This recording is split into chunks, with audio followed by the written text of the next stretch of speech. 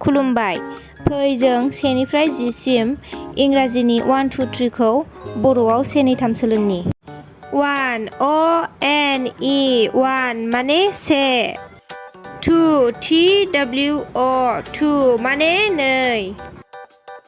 3 T-H-R-E-E 3 माने थाम। 4 F-O-U-R 4 माने ब्रै। 5 F-I-V-E 5 माने बा। 6 S-I-X 6 माने द'। 7 S-E-V-E-N 7 माने स्नि। 8 E-I-G-H-T 8 माने दाइन।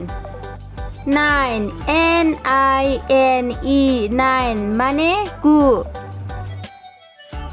10 T-E-N 10 माने 10। भिडिअखौ जोबजासिम नायलांनायनि थाखाय गोजोननाय थाबाय। लोगोसे बड' आल्टिमेट चेनेलखौ साबस्क्राइब खालाम आरो शेयार खालाम।